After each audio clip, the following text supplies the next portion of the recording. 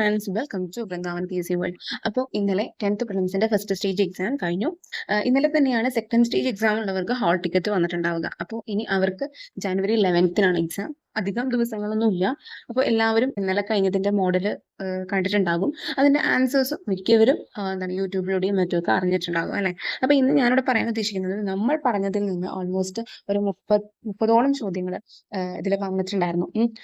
അപ്പോൾ മെയിൻ ആയിട്ട് ഇപ്പൊ നമ്മൾ നോക്കുകയാണെങ്കിൽ നമുക്ക് സിലബസിൽ കുറച്ചധികം പോർഷൻസ് പറഞ്ഞിട്ടുണ്ട് പഠിക്കാൻ. എന്തൊക്കെ ചെയ്താലും ഇപ്പോൾ ഈ ഒരു ക്വസ്റ്റ്യൻ പേപ്പർ നോക്കുകയാണെങ്കിലും അതിൽ പറഞ്ഞിട്ടുള്ള ഏരിയസിൽ നിന്നൊക്കെ തന്നെയാണ് ചോദിച്ചിട്ടുള്ളത്. ആക്ച്വലി ക്വസ്റ്റ്യൻസ് ഒക്കെ വളരെ കുറച്ച് കറണ്ട് അഫയേഴ്സ് മാറ്റി നിർത്തി കഴിഞ്ഞു കഴിഞ്ഞാൽ നമ്മൾ പറഞ്ഞിട്ടുള്ള പോർഷൻസ് ഒക്കെ തന്നെ ചോദിച്ചിട്ടുള്ളത്. അവിടെ നമ്മൾ എന്താണ് അപ്പോൾ ഒബ്വിയസ്ലി നമുക്ക് പറയാൻ സാധിക്കും എന്താണ് നമ്മൾ പറഞ്ഞിട്ടുള്ളതല്ലേ എന്നുള്ള രീതിയിൽ പറഞ്ഞിട്ടുണ്ട്, അതുകൊണ്ട് നിങ്ങൾക്ക് എല്ലാം ആൻസർ ചെയ്യാൻ പറ്റില്ല എന്ന് ചോദിക്കും. പക്ഷെ അവിടെ എനിക്കൊരു സന്തോഷം എന്താണെന്ന് വെച്ച് കഴിഞ്ഞാൽ ഞാൻ ക്രിസ്പായിട്ട് ചില ഏരിയാസ് പറഞ്ഞിട്ടുണ്ടായിരുന്നു. അത് തന്നെ കൃത്യമായിട്ട് ചോദിച്ചിട്ടുണ്ട്. ഇപ്പൊ എന്താണ് ബയോഡൈവേഴ്സിറ്റിയുടെ ടേം കോയിൻ ചെയ്തത് ആരാണ്, അത് കൃത്യമായിട്ട് നോക്കണം, ചോദ്യമാകാൻ ചാൻസ് ഉണ്ട് എന്നുള്ളത് ആ ഒരു പാഠം ഞാൻ ക്ലാസ് പോലെ എടുത്തപ്പോൾ ഞാൻ പറഞ്ഞിട്ടുണ്ടായിരുന്നു. അത് തന്നെ കൃത്യമായിട്ട് ചോദിച്ചിട്ടുണ്ട്. അതുപോലെ വൃക്കാധമനി വൃക്കാചിര റിലേറ്റഡ് ആയിട്ടുള്ള ക്വസ്റ്റ്യൻ, അതുപോലെ എന്താണ് അവാർഡ്, വയലാർ അവാർഡ്, ഓടക്കുഴൽ അവാർഡ്, എഴുത്തച്ഛൻ പുരസ്കാരം, ഇത് ഞാൻ ക്രിസ്പായിട്ട് ആ ഒരു കറണ്ട് അഫയേഴ്സിന്റെ ക്വസ്റ്റ്യൻസ് ഡിസ്കസ് ചെയ്തപ്പോൾ പറഞ്ഞിട്ടുണ്ടായിരുന്നു. നോക്കിയിരിക്കണം, അത് ചോദ്യമാകാൻ ചാൻസ് ഉണ്ട്. മാച്ച് ദ ഫോളോയിങ് ഒക്കെ ജോഡിയായിട്ടോ അങ്ങനെ എന്തോ ആണ് നമുക്ക് ഇതിൽ ചോദിച്ചത്. അപ്പോൾ അങ്ങനെ ഒരു 30ഓളം ചോദ്യങ്ങൾ എനിക്ക് കൃത്യമായിട്ട് എന്താണ് ഇന്ന ഏരിയാസിൽ നിന്ന് തന്നെ എന്നുള്ള രീതിയിൽ തന്നെ വന്നിട്ടുണ്ട്. അപ്പോൾ അതിൽ വളരെയധികം പ്രാധാന്യമുണ്ട്. കാരണം നമ്മൾ ഇനി അടുത്തൊരു ലെവലിൽ പഠിക്കുമ്പോഴും ഇന്ന ഏരിയാസ് നോക്കണം, അതിൽ നിന്ന് ചോദിക്കും എന്ന് പറഞ്ഞാൽ നമുക്ക് കുറച്ചും കൂടെ പഠിക്കാൻ ഈസി അല്ലേ. ഓക്കെ, നമുക്ക് ജനറലൈസ് ചെയ്ത് പറയാം. അതായത് ഇപ്പോൾ ഇതൊക്കെ നോക്കണം, കേരള ചരിത്രം റിലേറ്റഡ് ആയിട്ടുള്ള ഈ പറഞ്ഞ സമരങ്ങളൊക്കെ നോക്കണം, നമുക്ക് ജനറലൈസ് ചെയ്ത് പറയാം. അതിൽ എസ്പെഷ്യലി എടുത്ത് നോക്കേണ്ടത് പറയുമ്പോൾ നമുക്ക് അവിടെ പണി കുറച്ചും കൂടെ കുറഞ്ഞു കിട്ടുകയാണ് അല്ലേ. അപ്പം അങ്ങനെയുള്ള കുറച്ച് ഏരിയാസ് ഞാൻ പറഞ്ഞിട്ടുണ്ടായിരുന്നു, അത് തന്നെ ഇതിൽ വന്നിട്ടുണ്ട്. അത് കണ്ടപ്പോൾ എനിക്ക് അത്യാവശ്യം എന്താണ് നമ്മൾ വിചാരിക്കുന്ന കുറച്ച് ചോദ്യങ്ങളൊക്കെ വരുന്നുണ്ട് എന്നുള്ള ഒരു ഇതുണ്ട് കേട്ടോ. അപ്പോൾ നെക്സ്റ്റ് ലെവലിലുള്ളവർക്കും ഞാൻ ഇതേപോലെ ഞാൻ ജസ്റ്റ് ഇപ്പോൾ ഈ എക്സാമുകൾ നടന്ന ഒരു പാറ്റേൺ ഒക്കെ മനസ്സിലാക്കിയിട്ടാണ് കേട്ടോ ഇനി വരാൻ ചാൻസ് ഉള്ള ഏരിയാസ് ഒക്കെ പറയുന്നത്. ഒരുപക്ഷെ നിങ്ങൾക്ക് എല്ലാവർക്കും ഇത് സാധിക്കും. കാരണം കുറേ പരീക്ഷകൾ എഴുതി ശീലിക്കുന്നവർക്കും പല ടൈപ്പ് ഓഫ് ക്വസ്റ്റ്യൻസ് കാണുന്നവർക്കും ഒരു പക്ഷേ ഏറെക്കുറെ ഐഡിയാസ് ഉണ്ടാകും, പ്രെഡിക്റ്റ് ചെയ്യാൻ സാധിക്കും ക്വസ്റ്റ്യൻസ് ഏതൊക്കെ ഏരിയാസിൽ നിന്നാണ് വരുന്നതെന്ന്. ആ ഒരു അറിവ് വെച്ചിട്ടാണ് കേട്ടോ ഞാൻ പറഞ്ഞത് എൻ്റെ ഒരു കാര്യം. അതിൽ എനിക്കൊരു ഇതുണ്ട്, ഇതൊക്കെ നമ്മൾ പറഞ്ഞതാണല്ലോ. അപ്പോൾ അതനുസരിച്ച് ഇനി എന്താണ് പഠിക്കുന്നവർക്കും കുറച്ചും കൂടി എളുപ്പമാവും അല്ലേ. ഓക്കെ, ഞാൻ പറഞ്ഞതിൽ അതായത് ചോദിക്കാൻ സാധ്യതയുണ്ടെന്ന് ഞാൻ പറഞ്ഞു പോയ ഏരിയാസിൽ നിന്ന് ഞാൻ ജസ്റ്റ് നോക്കിയപ്പോൾ 30ഓളമാണ് ജസ്റ്റ് വന്നിട്ടുള്ളത് ചോദ്യങ്ങൾ. ഓക്കെ, അപ്പൊ അത് ജസ്റ്റ് ഞാനിപ്പോൾ പറയും. ഒപ്പം ഇനി അടുത്തൊരു സ്റ്റേജ് എക്സാമിൽ ചോദിക്കാൻ സാധ്യതയുള്ളത് അത് എനിക്ക് തോന്നുന്നു, അതായത് മുൻ വർഷങ്ങളിലായിട്ട് ഇപ്പോൾ ലേറ്റസ്റ്റ് നടന്ന PSC എക്സാമിൻ്റെ ഒരു ട്രെൻഡ് മനസ്സിലാക്കിക്കൊണ്ടാണ് ഞാൻ ഇനി നെക്സ്റ്റ് ലെവലിൽ ഏതൊക്കെയാണ് വരാൻ ചാൻസ് ഉണ്ട് എന്നുള്ളതും കൂടെ പറയാൻ പോകുന്നത് കേട്ടോ. അപ്പോൾ ഇനിയുള്ള ദിവസങ്ങളിൽ കൃത്യമായിട്ട് എന്താണ് സെക്കൻഡ് സ്റ്റേജ് എക്സാം ഉള്ളവരാണെങ്കിൽ കൂടി അവർക്കാണെങ്കിലും അപ്പം ഇനി അങ്ങോട്ടുള്ള സ്റ്റേജസിലുള്ളവരും ശ്രദ്ധിക്കേണ്ട ഏരിയാസ് ഒക്കെയാണ് പറയുന്നത്. എസ്പെഷ്യലി സെക്കൻഡ് സ്റ്റേജ് ആണല്ലോ ഇപ്പോൾ അടുത്തുള്ളത്. അപ്പോൾ അവർ കുറച്ചും കൂടെ ശ്രദ്ധിക്കേണ്ട കുറച്ച് പോർഷൻസും പറയുന്നതായിരിക്കും. അപ്പോൾ ഇതിനു മുൻപ് നമ്മൾ കുറച്ചധികം കറണ്ട് അഫയേഴ്സ് റിലേറ്റഡ് ആയിട്ടുള്ള ക്വസ്റ്റ്യൻസും ബാക്കിയുള്ള സബ്ജക്ട്സിന്റെ റിലേറ്റഡ് ആയിട്ടുള്ള ക്വസ്റ്റ്യൻസും ഒക്കെ ഡിസ്കസ് ചെയ്തിരുന്നു. അതിൽ നിന്നും ചിലതൊക്കെ ചോദിച്ചിട്ടുണ്ട്. ഓക്കെ, അപ്പോൾ ഇപ്പോൾ ആദ്യത്തെ ചോദ്യം നോക്കുകയാണെങ്കിൽ വൈകുണ്ഠ സ്വാമികളുടെ റിലേറ്റഡ് ആയിട്ടുള്ള, അതായത് നവോത്ഥാന നായകരുടെ ഇതിൽ ഞാൻ സ്പെഷ്യലായിട്ട് പറഞ്ഞിട്ടുണ്ടായിരുന്നു. വൈകുണ്ഠ സ്വാമികൾ, ചട്ടമ്പി സ്വാമികൾ, ശ്രീനാരായണ ഗുരു, അയ്യങ്കാളി, വാഗ്ഭടാനന്ദൻ മുതലായവരുടെയൊക്കെ കൃത്യമായിട്ട് ജനനവർഷം തൊട്ട് എല്ലാവരും കൃത്യമായിട്ട് നോക്കണം. കാരണം അത് സ്റ്റേറ്റ്മെന്റ് ആയിട്ട് വരുന്നുണ്ട് ചോദ്യം എന്നുള്ളത് ഞാൻ കൃത്യമായിട്ട് പറഞ്ഞിട്ടുണ്ടായിരുന്നു. അപ്പോൾ ഓരോ നവോത്ഥാന നായകരെടുക്കുമ്പോഴും അവർ ജനിച്ച വർഷം, അതുപോലെ തന്നെ അവരുടെ പ്രധാനപ്പെട്ട കൃതികൾ, അവർ സ്ഥാപിച്ച ഇതുണ്ടെങ്കിൽ അങ്ങനത്തെ കാര്യങ്ങളൊക്കെ കൃത്യമായി നോക്കണം എന്ന് പറഞ്ഞിട്ടുണ്ടായിരുന്നു. ഓക്കെ, മുൻപത്തെ വീഡിയോസുകളിലായിട്ട്. അപ്പോൾ അതാണ് ഫസ്റ്റത്തേൽ ഇത് വന്നിട്ടുണ്ട്. കറക്റ്റ് ജനിച്ച വർഷം വെച്ചിട്ട് തന്നെയാണ് നമുക്ക് സ്റ്റേറ്റ്മെന്റ് വന്നിട്ടുള്ളത്. ഓക്കെ, അതുപോലെ തന്നെ ഇനിയത്തെ ഒരു എക്സാമ്പിൾ നമുക്ക് സ്വാഭാവികമായിട്ട് ശ്രീനാരായണ ഗുരു, പണ്ഡിറ്റ് കറുപ്പനോ, വാഗ്ഭടാനന്ദനോ, അതുപോലെയുള്ള ബ്രഹ്മാനന്ദ ശിവയോഗി, അങ്ങനെയുള്ള നവോത്ഥാന നായകരുടെ ഒക്കെ ചോദിക്കാൻ ചാൻസ് ഉണ്ട്. ഓൾമോസ്റ്റ് ഒരു 3-4 വന്നിട്ടുണ്ട് നവോത്ഥാന നായകരുടെ റിലേറ്റ് ചെയ്തിട്ടുള്ള ക്വസ്റ്റ്യൻസ്. ഓക്കെ, അതുപോലെ തന്നെ ഇവിടെ നൊബേലിന്റെ ഞാൻ കൃത്യം പറഞ്ഞിട്ടുണ്ടായിരുന്നു കറണ്ട് അഫയേഴ്സിന്റെ ഇതിൽ 2024 നൊബേൽ നോക്കാതെ പോകരുത് എന്നുള്ളത്. കാരണം കൃത്യമായിട്ട് ഈ ലേറ്റസ്റ്റ് വന്നിട്ടുള്ള ഒരു ഇതായതുകൊണ്ട് എങ്ങനെ വേണമെങ്കിലും ചോദ്യങ്ങൾ അതിൽ നിന്ന് ചോദിക്കാം. കാരണം 23 എന്ന് പറയുന്നത് ഏകദേശം ഇപ്പോൾ കഴിഞ്ഞ, അതായത് ഒരു ഘട്ടം വരെയുള്ള ചോദ്യ പേപ്പറുകളിൽ 23 ആണെങ്കിൽ 24 വന്നതിന് ശേഷം അതാണല്ലോ കൂടുതൽ വരാൻ ചാൻസ്. അപ്പോൾ 24 നൊബേൽ ഒരിക്കലും വിട്ടുകളയരുത് ഞാൻ പറഞ്ഞിട്ടുണ്ടായിരുന്നു. അപ്പോൾ ഇവിടെ സാഹിത്യത്തിന്റെയാണ് ചോദിച്ചിട്ടുള്ളത്. നമുക്ക് ഏത് സബ്ജക്റ്റിന്റെ വേണമെങ്കിലും ചോദിക്കാം. അത് ഭൗതിക ശാസ്ത്രം ആയിക്കോട്ടെ, രസതന്ത്രം റിലേറ്റഡ് ആയിട്ടുള്ളത് ആയിക്കൊള്ളട്ടെ, സാമ്പത്തിക ശാസ്ത്രം ആയിക്കോട്ടെ. അപ്പോൾ നൊബേൽ എന്ന് പറയുന്ന സംഭവം ഒരിക്കലും വിടരുത്. എസ്പെഷ്യലി ഒരു കാര്യം കൂടെ ശ്രദ്ധിക്കാം, കിട്ടിയ നൊബേൽ സമ്മാനം കിട്ടിയ വ്യക്തികളുടെ രാജ്യവും അതുപോലെ തന്നെ അവരുടെ സ്പെഷ്യൽ ആയിട്ടുള്ള എന്തെങ്കിലും അഡീഷണൽ ഇൻഫർമേഷൻ ഉണ്ടെങ്കിൽ, അതായത് അവർ ആ ഒരു മേഖലയ്ക്ക് സംഭാവന കൊടുത്ത കാര്യങ്ങൾ അങ്ങനത്തെ ഉണ്ടെങ്കിൽ അതും കൂടി നോക്കുന്നത് നല്ലതായിരിക്കും. കാരണം അങ്ങനത്തെ രീതിയിലൊക്കെയാണ് സ്റ്റേറ്റ്മെന്റ് വന്നിട്ടുള്ളത്. ഓക്കെ, പിന്നെ ഇവിടെ ബ്രിക്സ് ഉച്ചകോടിയുടെ പറഞ്ഞിട്ടുണ്ട്. നമ്മൾ കൂടുതലും G70 ആണ് ഇപ്പോൾ ക്വസ്റ്റ്യൻസിലാണെങ്കിലും ഞാനാണെങ്കിലും ഡിസ്കസ് ചെയ്തിട്ടുണ്ടായിരുന്നത്. അപ്പോൾ ഇനി ഒരു ചോദ്യം ചാൻസ് ഉള്ളത് G7 റിലേറ്റഡ് ആയിട്ടുള്ളതൊക്കെ വരാനാണ്. G7 ഉച്ചകോടിയുടെ അതുപോലെ ലേറ്റസ്റ്റ് ആയിട്ട് നടന്ന ഏതെങ്കിലും ഉച്ചകോടികളുടെ സംഭവങ്ങൾ ചോദിക്കാൻ ചാൻസ് ഉണ്ട്. അപ്പോൾ G7 മിക്കതിലും ചോദിച്ചു കണ്ടിട്ടുണ്ട്, അത് ഇമ്പോർട്ടൻ്റ് ആണ്. ഓക്കെ, അതിൻ്റെ കാര്യങ്ങളൊന്ന് കൃത്യമായിട്ട് നോക്കിക്കോളൂ കേട്ടോ. അപ്പോൾ ബ്രിക്സിൻ്റെ തന്നെ ഇപ്പോൾ ഇതിൽ 2 ചോദ്യങ്ങളുണ്ട്. അതുപോലെ തന്നെ കുറിച്യ കലാപത്തിനെ റിലേറ്റ് ചെയ്തിട്ട് 2 ചോദ്യങ്ങൾ വന്നിട്ടുണ്ട് ഇതിൽ നിന്ന്, ഈ ഒരു പേപ്പർ നോക്കുകയാണെങ്കിൽ. അപ്പോൾ നെക്സ്റ്റ് ഒരു ഇതിൽ G7 വരാൻ സാധ്യതയുണ്ട്, അത് നോക്കുക. ഇപ്പോൾ നമ്മൾ ഈ ചോദ്യപേപ്പർ കാണുമ്പോൾ എന്ത് ചെയ്യാം, അതിനനുസരിച്ച് ഇനി നെക്സ്റ്റ് ലെവലിൽ എന്താണ് വരാൻ ചാൻസ് ഉള്ളത് അതൊന്നും കൂടി മനസ്സിലാക്കി ഈ കാര്യവും ഇപ്പോൾ ഈ തന്നിട്ടുള്ള അല്ലെങ്കിൽ ഈ പേപ്പറിലുള്ള ചോദ്യങ്ങളും ഒപ്പം നമ്മൾ ഇനി വരാൻ ചാൻസ് ഉള്ള ഏരിയാസും കൂടി നോക്കണം. പിന്നെ ISROയുടെ ഞാൻ കൃത്യമായിട്ട് പറഞ്ഞിട്ടുണ്ടായിരുന്നു, സ്പേസ് സയൻസ് ആൻഡ് ടെക്നോളജി എന്ന് പറയുന്ന ഒരു സംഭവം ഉള്ളത് കൊണ്ട് തന്നെ ISROനെ കുറിച്ച് കൃത്യമായിട്ട് നോക്കിയിരിക്കണം. ISROന്റെ ലേറ്റസ്റ്റ് മിഷൻസ് ഉണ്ടെങ്കിൽ അതും നോക്കിയിരിക്കണം എന്ന് പറഞ്ഞിട്ടുണ്ടായിരുന്നു. ISROനെ റിലേറ്റ് ചെയ്തിട്ടുള്ള സ്റ്റേറ്റ്മെന്റ് ക്വസ്റ്റ്യൻ ആണ് ഇവിടെ വന്നിട്ടുള്ളത്. സാധാരണ ഒരാൾക്ക് തീർച്ചയായിട്ടും ആൻസർ ചെയ്യാൻ പറ്റുന്ന ഒരു ടൈപ്പ് ഓഫ് ക്വസ്റ്റ്യൻ ആണ്. പക്ഷേ നെക്സ്റ്റ് ഒരു ലെവലിലേക്ക് നമുക്ക് ചിലപ്പോൾ ലേറ്റസ്റ്റ് മിഷനോ അങ്ങനെയുള്ളതൊക്കെ ചോദിക്കാം. ഇപ്പോൾ ചന്ദ്രയാൻ 3 ആദ്യത്തെ L1 തന്നെ റിപ്പീറ്റ് ചെയ്ത് വേണമെങ്കിൽ വരാം. അതിന്റെ വേറെ ഏതെങ്കിലും ഒരു ലെവലിൽ നിന്നുകൊണ്ടുള്ള ചോദ്യം നമുക്ക് പ്രതീക്ഷിക്കാം. അതുപോലെ തന്നെ ഇത് പുരസ്കാരങ്ങൾ ഞാൻ കൃത്യമായിട്ട് പറഞ്ഞിട്ടുണ്ടായിരുന്നു. ഞാൻ എന്താണ് മുമ്പത്തെ ക്വസ്റ്റ്യൻസ് കുറച്ച് ഡിസ്കസ് ചെയ്തിട്ടുണ്ടായിരുന്നു ഇപ്പോൾ കഴിഞ്ഞ കുറച്ച് ദിവസങ്ങളായിട്ട്. അതിൽ ഞാൻ എഴുത്തച്ഛൻ പുരസ്കാരം പറഞ്ഞിട്ടുണ്ടായിരുന്നു, ലേറ്റസ്റ്റ് കിട്ടിയതൊക്കെ ആർക്കാണ് എന്നുള്ളത്. 2024 NS മാധവനാണ്. അതുപോലെ തന്നെ എന്താണ് ഓടക്കുഴൽ അവാർഡും വയലാർ അവാർഡൊക്കെ ഞാൻ പറഞ്ഞിട്ടുണ്ടായിരുന്നു. വയലാർ അവാർഡ് ഞാൻ മുൻപത്തെ വേറെ എണ്ണത്തിലും പറഞ്ഞിട്ടുണ്ടായിരുന്നു.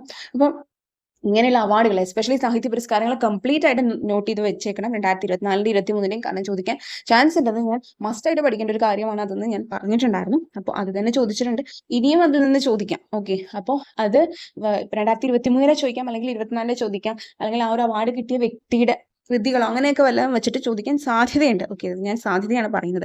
പിന്നെ ഞാൻ പറഞ്ഞിട്ടുണ്ടായിരുന്നു കാലഗണനാക്രമം എന്നുള്ള ഒരു ഏരിയ വരാൻ സാധ്യതയുണ്ട്.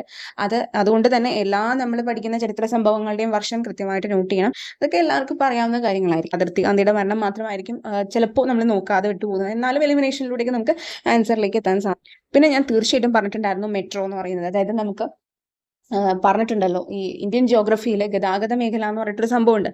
അപ്പോൾ അതും ഇതുമായിട്ട്, അതായത് ഞാൻ പറഞ്ഞിട്ടുണ്ടായിരുന്നു മെട്രോ എന്ന് പറയുന്ന സംഭവം കൃത്യമായിട്ട് നോക്കണം. അതിപ്പോൾ കേരളത്തിന്റെ സംഭവങ്ങളിൽ പറയുന്നതാണെങ്കിലും എന്താണ് മെട്രോ റിലേറ്റഡ് വാട്ടർ മെട്രോ ഒക്കെ ചോദിക്കുന്നുണ്ടെന്ന് ഞാൻ പറഞ്ഞിട്ടുണ്ടായിരുന്നു. ആ മെട്രോനെ സംബന്ധിച്ചാണ് ഇവിടെ ഇത്രയും സ്റ്റേറ്റ്മെന്റ് ലെവലിൽ ചോദ്യം ചോദിച്ചിട്ടുള്ളത്. അപ്പോൾ മെട്രോ ഇമ്പോർട്ടൻ്റ് ആണ്. അത് റിപ്പീറ്റഡ് ആയിട്ട് പല ചോദ്യ പേപ്പറിലും കാണുന്നുണ്ട്. വാട്ടർ മെട്രോ ആയിരുന്നു മെയിൻസിന്റെ ഒരു പേപ്പറിൽ ഡിഗ്രി ലെവലിൽ ഉണ്ടായിരുന്നത്. സോ അത് ഇമ്പോർട്ടൻ്റ് ആണ്. ഓക്കെ, അപ്പോൾ ഇനിയുള്ളതിലും നമ്മൾ വാട്ടർ മെട്രോനെ സംബന്ധിച്ചിട്ടുള്ള ചിലപ്പോൾ ഒരു ക്വസ്റ്റ്യൻ പ്രതീക്ഷിക്കാം. കാരണം അത് വന്നിട്ടുണ്ട്. അപ്പോൾ മെട്രോ റിലേറ്റഡ് ആയിട്ടുള്ള കാര്യങ്ങൾ, ഇന്ത്യയിലെ മെട്രോ ആദ്യം എവിടെയായിരുന്നു, അങ്ങനത്തെ കാര്യങ്ങളും കൂടെയൊക്കെ ഒന്ന് ശ്രദ്ധിക്കുക. അതുപോലെ സത്യാഗ്രഹങ്ങളുടെയൊക്കെ കാര്യങ്ങൾ, അതുപോലെ എന്താണ് നവോത്ഥാന നായകരുടെ കൃതികൾ, ഇതൊക്കെ നമ്മൾ പറഞ്ഞിട്ടുണ്ടായിരുന്നു നോക്കണമെന്ന്. ജ്ഞാനപീഠ പുരസ്കാരം, ഇതൊക്കെ എളുപ്പമാണ് കേട്ടോ. ഇത് നമുക്ക് അത്യാവശ്യം ഒരു ഐഡിയ ഉണ്ടെങ്കിൽ തന്നെ ആൻസർ ചെയ്യാൻ പറ്റുന്നത്. അതുപോലെ ഇന്ത്യൻ നവോത്ഥാനത്തിന്റെ പിതാവ്, ഇത് ഞാൻ നോക്കണമെന്ന് പറഞ്ഞിട്ടുണ്ടായിരുന്നു. അതുപോലെ തന്നെ നമുക്കിവിടെ എന്താണ് ദേശീയ ഗീതമൊക്കെ ബേസിക് ഫാക്ട്സിൽ വരുന്നതായതുകൊണ്ട് അതിനെ സംബന്ധിച്ചിട്ടുള്ള കാര്യങ്ങൾ കംപ്ലീറ്റ് നോക്കിയിരിക്കണം എന്ന് ഞാൻ പറഞ്ഞിട്ടുണ്ടായിരുന്നു. അതുപോലെ തന്നെ മനുഷ്യാവകാശ കമ്മീഷനും വിവരാവകാശ കമ്മീഷനും നമുക്ക് പഠിക്കാനുള്ളത് കൊണ്ട് തന്നെ അത് മസ്റ്റായിട്ട് നോക്കിയിരിക്കണം. ഫുള്ളായിട്ട് തന്നെ ഫണ്ടമെന്റൽ ഡ്യൂട്ടീസ് അതിനെ വെച്ചിട്ടുള്ളതാണെങ്കിലും കൃത്യമായിട്ട് നോക്കണം എന്നുള്ളത് പറഞ്ഞിട്ടുണ്ടായിരുന്നു. കാരണം അതൊക്കെ സ്പെഷ്യലായിട്ട് കോൺസ്റ്റിറ്റ്യൂഷനിൽ പറഞ്ഞു, അതായത് ആ ഒരു ഭാഗത്ത് നിന്ന് എന്തൊക്കെ പഠിക്കണം എന്നുള്ളത് സിലബസിൽ കറക്റ്റായിട്ട് പറഞ്ഞിരിക്കുന്നതുകൊണ്ട് ആ ഭാഗം കൃത്യമായിട്ട് തന്നെ പഠിച്ചു വെച്ചേക്കാൻ പറഞ്ഞിട്ടുണ്ടായിരുന്നു. ആകെ ഞാൻ വിട്ടുപോയൊരു സംഭവം, ഈ കേരള പ്രഭ പുരസ്കാരം ഞാൻ ആക്ച്വലി ക്വസ്റ്റ്യനിൽ ഇടാൻ വെച്ചിരുന്നതായിരുന്നു. എനിക്കത് ഇടാൻ സാധിച്ചില്ല. ഞാൻ നെക്സ്റ്റ് ലെവലിൽ ഇടാൻ വെച്ചിരുന്നതായിരുന്നു. കേരളപ്രഭ, കേരളശ്രീയൊക്കെ ഉണ്ടല്ലോ, അങ്ങനെയുള്ള പുരസ്കാരങ്ങളും കൂടി നോക്കണം എന്നുള്ള രീതിയിൽ ഞാൻ കരുതിയിരുന്നു. പക്ഷെ എനിക്ക് ഇടാൻ സാധിച്ചില്ല. നെക്സ്റ്റ് ഒരു ഇതിൽ ഇപ്പൊ സെക്കൻഡ് സ്റ്റേജ്, ഇനി അങ്ങോട്ടുള്ള സ്റ്റേജസിലുള്ളവർക്കാണെങ്കിൽ ഞാൻ ഈ പുരസ്കാരത്തിന്റെ ജസ്റ്റ് ഒന്ന്, അതുപോലെ ഇമ്പോർട്ടൻ്റ് ആയിട്ടുള്ള കുറച്ച് പുതിയ ടൈപ്പ് ഓഫ് GK ക്വസ്റ്റ്യൻസ് നമുക്ക് ഇതിൽ കാണാൻ സാധിക്കും. അങ്ങനെ ഒരു റെയർ ആയിട്ടുള്ളത് മാക്സിമം ഇടാൻ ശ്രമിക്കുക കേട്ടോ. കണ്ടോ, വീണ്ടും ബ്രിക്സിന്റെയും കുറിച്ചാലഹളയുടെയൊക്കെ ചോദിച്ചിട്ടുണ്ട്. അതുപോലെ തന്നെ ഇനി അങ്ങോട്ട് നമ്മൾ നോക്കുമ്പോൾ വിവരാവകാശ കമ്മീഷൻ, ഇതൊക്കെ വളരെയധികം നമുക്ക് ചെയ്യാൻ സാധിക്കുന്നതാണ് ആൻസർ. അതുപോലെ തന്നെ എന്താണ് ഉപതെരഞ്ഞെടുപ്പ് നടക്കുന്ന നിയമസഭാ മണ്ഡലങ്ങൾ, ഇതൊക്കെ നമുക്ക് കോമൺ സെൻസ് വെച്ചിട്ടാണെങ്കിൽ ആൻസർ ചെയ്യാം. അപ്ഡേറ്റഡ് ആയാൽ മതി നമ്മൾ കാര്യങ്ങളിൽ, ചുറ്റും നടക്കുന്ന കാര്യങ്ങൾ മനസ്സിലാക്കിയാൽ തന്നെ നമുക്ക് ഇതൊക്കെ ആൻസർ ചെയ്യാൻ സാധിക്കും കേട്ടോ. അതുപോലെ തന്നെ ഞാൻ കൃത്യം പറയുന്നു, സംസ്ഥാനങ്ങളുടെ കേരളത്തിന്റെ പഠിക്കുമ്പോൾ ആ സംസ്ഥാനത്ത് എസ്പെഷ്യലി ഞാൻ കേരള ജിയോഗ്രഫി റിലേറ്റഡ് ആയിട്ടുള്ള ക്വസ്റ്റ്യൻസ് ഡിസ്കസ് ചെയ്തപ്പോൾ പ്രത്യേകിച്ച് എടുത്ത് പറഞ്ഞിരുന്നു, ഈ സംസ്ഥാനങ്ങളുമായിട്ട് അതിർത്തി പങ്കിടുന്ന ജില്ലകളെ ശ്രദ്ധിച്ചു നോക്കിയേക്കണം, അത് ചോദിക്കാൻ സാധ്യതയുണ്ടെന്ന് ഞാൻ കൃത്യം പറഞ്ഞിട്ടുണ്ടായിരുന്നു. പിന്നെ നദികളെ സംബന്ധിച്ചിട്ടുള്ള ബേസിക് ഫാക്ട്സ് ഒക്കെ എല്ലാവർക്കും അറിയാവുന്നതായിരിക്കും. അപ്പോൾ അതൊക്കെ ഞാൻ പറഞ്ഞിട്ടുണ്ടായിരുന്നു, നദികൾ നല്ലവണ്ണം നോക്കണം എന്നുള്ളത്. അപ്പൊ ഇനി നെക്സ്റ്റ് ഒരു ലെവലിൽ നദികൾ റിലേറ്റഡ് ആയിട്ടുള്ള കാര്യങ്ങൾ സ്റ്റേറ്റ്മെന്റ് ഒക്കെ ആയിട്ട് വരാം കേട്ടോ. ആദ്യത്തെ 5 നദികളുടെയൊക്കെ ഒന്ന് നോക്കി വെക്കുന്നത് നല്ലതാണ്. അതുപോലെ തന്നെ ജലവൈദ്യ ജലവൈദ്യുത പദ്ധതി ഞാൻ സ്പെഷ്യലായിട്ട് പറഞ്ഞിട്ടുണ്ടായിരുന്നു. ആദ്യത്തെ, അവസാനത്തെ, അങ്ങനെയുള്ളതൊക്കെ കൃത്യമായിട്ട് നോക്കണം. അത് ചോദ്യമാകാൻ ചാൻസ് ഉണ്ടെന്ന് ഞാൻ എടുത്തു പറഞ്ഞിട്ടുണ്ടായിരുന്നു. ഫസ്റ്റ്, ലാസ്റ്റ് അങ്ങനെയുള്ള കാര്യങ്ങളൊക്കെ. ഓക്കെ, അത് തന്നെ വന്നിട്ടുണ്ട് ഇതിൽ. അതുപോലെ തന്നെ ആത്മവിദ്യാസംഘം ഇങ്ങനെയുള്ള അസോസിയേഷൻസ് നവോത്ഥാന നായകരുമായിട്ട് റിലേറ്റ് ചെയ്തായതുകൊണ്ട് തീർച്ചയായിട്ടും അത് ഉണ്ടാവുമല്ലോ. പിന്നെ ഞാൻ പറഞ്ഞിട്ടുണ്ടായിരുന്നു, ചോദ്യങ്ങൾ ഇട്ടപ്പോൾ കറണ്ട് അഫയേഴ്സ് റിലേറ്റഡ് ആയിട്ട് ഞാൻ ക്വസ്റ്റ്യൻസ് പറഞ്ഞപ്പോൾ പറഞ്ഞിട്ടുണ്ടായിരുന്നു, ലേറ്റസ്റ്റ് ആയിട്ടുള്ള മന്ത്രിമാരുടെ നോക്കണം, അവരുടെ വകുപ്പുകൾ അങ്ങനെ വെച്ചിട്ട് ഞാൻ പി പ്രസാദ്, റോഷി അഗസ്റ്റിൻ ഒക്കെ വെച്ചിട്ട് ഞാൻ ഇട്ടിട്ടുണ്ടായിരുന്നു. അവരുടെയൊക്കെ വകുപ്പുകളുടെ ആ ഒരു ഇത് വെച്ചിട്ട് ചോദ്യം ഇട്ടിട്ടുണ്ട്. അതിന്റെ റിലേറ്റഡ് ഫാക്ട്സിലൊക്കെ ഞാൻ പറഞ്ഞു പോയിട്ടുണ്ടായിരുന്നു. മുൻപത്തെ വീഡിയോസ് കാണുന്നവർക്ക് അത് മനസ്സിലാകും കേട്ടോ. അതുപോലെ തന്നെ ഇതില് വീണ്ടും കണ്ടോ, ഇത് നവോത്ഥാനം റിലേറ്റഡ് ആയിട്ടുള്ളത് അത്യാവശ്യം നമുക്ക് ആൻസർ ചെയ്യാൻ പറ്റുന്നതാണ്. പിന്നെ പുനപ്ര വയലാർ പ്രക്ഷോഭം, തിരുവിതാംകൂറിലെ രാഷ്ട്രീയ പ്രക്ഷോഭം ഒക്കെ പറഞ്ഞിട്ട് കുറച്ച് ഇതുണ്ട്. അതുപോലെ വൈക്കം സത്യാഗ്രഹത്തിന്റെ ഒക്കെ ഞാൻ ലാസ്റ്റ് നടന്നതിൽ ഞാൻ ഡിസ്കസ് ചെയ്തിട്ടുണ്ടായിരുന്നു ചോദ്യം. ഓക്കെ, ദെൻ പിന്നെ ഇതിൽ യോഗക്ഷേമ സഭ കണ്ടോ, ഒരു 4-5ഓളം ചോദ്യങ്ങൾ നവോത്ഥാന നായകരുടെ തന്നെ ഉണ്ടെന്ന് വേണമെങ്കിൽ പറയാം നമുക്ക് ആ ഒരു ഇതില്.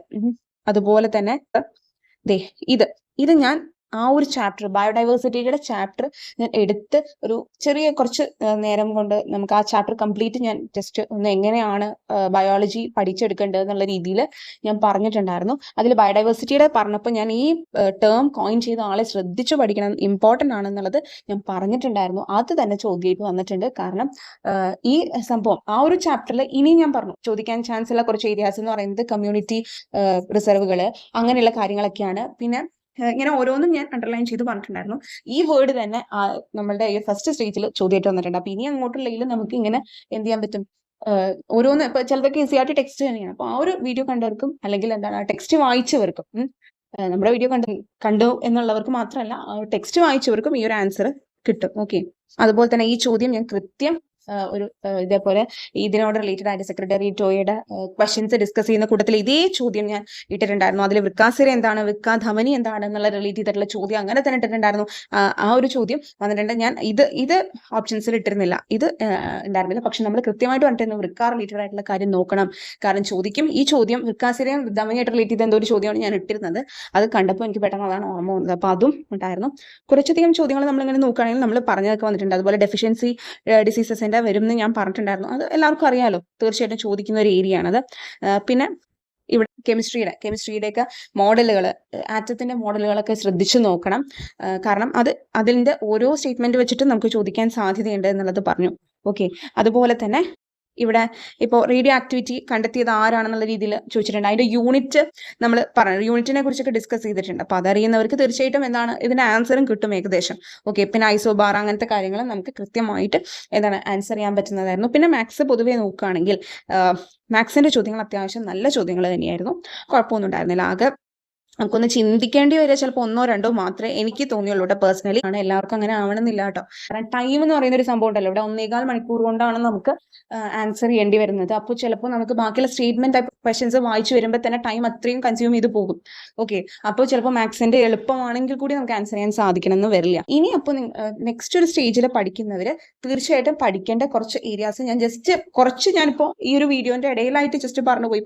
കറണ്ട് അഫയേഴ്സ് അത്യാവശ്യം നല്ല രീതിയിൽ തന്നെ കുറച്ചൊക്കെ ടഫ് ആയിട്ടുള്ള ക്വസ്റ്റ്യൻസും ഉണ്ട് കേട്ടോ. അപ്പോൾ അങ്ങനെയുള്ള ഇതും അതുപോലെ എന്താണ് ഇനി അങ്ങോട്ടുള്ളതിൽ നമുക്ക് ചോദിക്കാൻ ചാൻസ് ഉള്ളത് കുറച്ചുകൂടെ ഞാൻ ക്രിസ്പായിട്ട് നെക്സ്റ്റ് ഒരു വീഡിയോ സെപ്പറേറ്റ് ചെയ്യാം കേട്ടോ. ഇനി നെക്സ്റ്റ് ഒരു സ്റ്റേജ് വരാൻ സാധ്യതയുള്ള ഏരിയാസ് ഏതൊക്കെയാണ് കറക്റ്റ് തന്നെ ഞാൻ സെപ്പറേറ്റ് ഇടാം കേട്ടോ. അപ്പൊ ഇപ്പൊ ഞാൻ ജസ്റ്റ് പറയാവുന്നത് ഇതാണ്, നമ്മൾ പറഞ്ഞതിൽ നിന്നുള്ളത് ഉണ്ടായിരുന്നു. അപ്പൊ ഇനി അങ്ങോട്ട് നോക്കുമ്പോഴും ഈ ഒരു ക്വസ്റ്റ്യൻ പേപ്പർ നിങ്ങൾ മനസ്സിൽ വെക്കുക. ആ ചോദ്യങ്ങളുടെ കറസ്പോണ്ടിങ് ആയിട്ടുള്ള ഏരിയാസ് നല്ലവണ്ണം വായിക്കുക. അറ്റ് ദ സെയിം ടൈം കൂടി ചോദിക്കാൻ ചാൻസ് ഉള്ള ഏരിയാസും കൂടെ നമ്മൾ എന്ത് ചെയ്യുക, അതിനോട് റിലേറ്റഡ് ഇപ്പൊ കറണ്ട് അഫയേഴ്സ് ഒക്കെ ആണെങ്കിൽ അങ്ങനെയുള്ള ഏരിയാസും കൂടെ നോക്കുക. ഇപ്പൊ ഞാൻ പറഞ്ഞല്ലോ ബ്രിക്സ് ആണെങ്കിൽ ഇനി ഒരു G7 ഉച്ചകോടി, അതുപോലെ തന്നെ ഇപ്പോൾ റെഡ് ഡാറ്റ ബുക്കിന്റെ കാര്യം പറഞ്ഞില്ലേ, വൈൽഡ് ലൈഫ് സാങ്ച്വറി റിലേറ്റഡ് ആയിട്ട് വന്നാൽ, പിന്നെ ചിലപ്പോൾ നാഷണൽ പാർക്ക് റിലേറ്റഡ് ആയിട്ടുള്ള പല ചോദ്യങ്ങൾ വരാം, നദികൾ റിലേറ്റഡ് ആയിട്ടുള്ള ചോദ്യങ്ങൾ വരാം. അതുപോലെ തന്നെ ഇമ്പോർട്ടൻ്റ് ആയിട്ടുള്ള ഒരു കാര്യം, ബയോളജിയിൽ ആരോഗ്യക്ഷേമ പദ്ധതികൾ ചോദിച്ചിട്ടേ ഇല്ല.